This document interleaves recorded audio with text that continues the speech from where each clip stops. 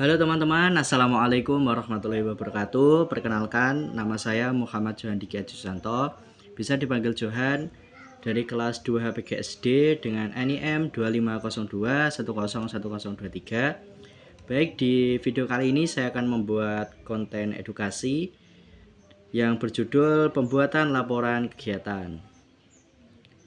Yang pertama, laporan kegiatan. Laporan kegiatan adalah sejumlah informasi yang diberikan kepada atasan dengan tujuan sebagai pertanggungjawaban atas pelaksanaan suatu kegiatan yang telah dilakukan, sehingga pembuatan laporan kegiatan biasanya dilakukan ketika sebuah acara atau kegiatan telah diselesaikan atau dilaksanakan. Yang kedua, ciri-ciri laporan kegiatan. Yang pertama, laporan kegiatan tertulis hanya berisi poin utama, singkat, terkait dengan tugas yang dilakukan sehingga penerima laporan dapat memahami permasalahan yang terjadi dengan segera. Yang kedua, secara struktural. Teks laporan kegiatan terdiri atas 3 bagian, yaitu yang pertama pendahuluan, yang kedua isi laporan, dan yang ketiga dan yang terakhir adalah penutup.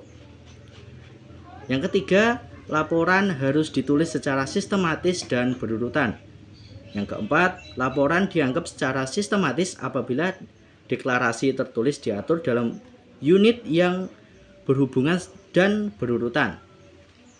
Yang kelima, laporan dapat lebih lengkap apabila disertai dengan bibliografi atau sumber sastra. Yang keenam, teks laporan kegiatan harus dilengkapi dengan bukti yang memperkuat objektivitas laporan. Bukti tersebut bisa berupa foto, bisa nota, bisa struk atau bukti lainnya. Yang ketujuh atau yang terakhir, teks laporan menggunakan bahasa yang jelas agar pembaca laporan kegiatan dapat memahami dengan tepat tanpa menimbulkan persepsi. Selanjutnya ada tujuan laporan kegiatan. Tujuannya yang pertama adalah mengidentifikasi atau menggambarkan suatu kegiatan. Yang kedua, mendokumentasikan rangkaian dan catatan selama kegiatan berlangsung. Yang ketiga, menguraikan peristiwa atau tindakan. Yang keempat, memenuhi syarat dalam sebuah kesepakatan. Yang kelima, menjadi bahan penilaian untuk mempertimbangkan kegiatan yang sama di waktu mendatang. Yang keenam, memberikan informasi, fakta, dan kondisi subjektif mungkin terkait dengan kegiatan yang dilaksanakan.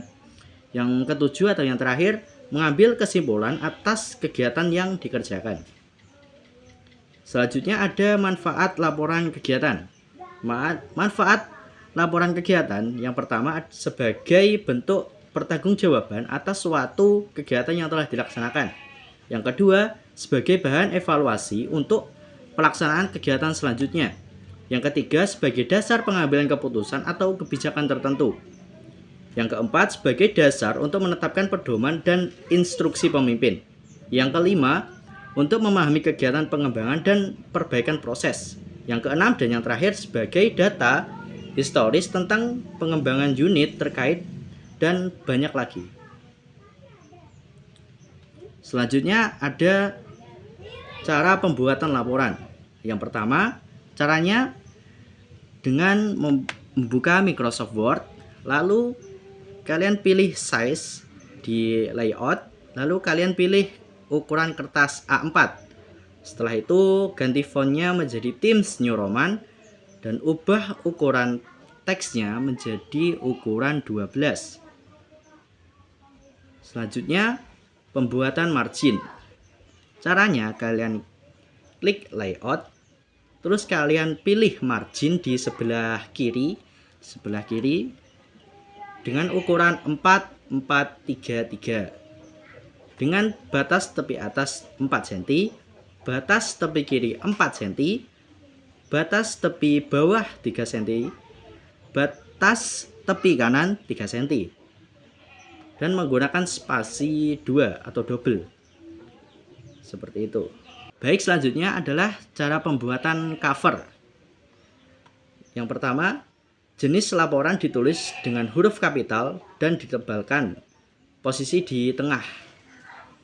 Yang kedua, logo universitas atau logo seperti organisasi dibuat tidak terlalu besar dan tidak terlalu kecil, disesuaikan komposisinya, posisi di tengah.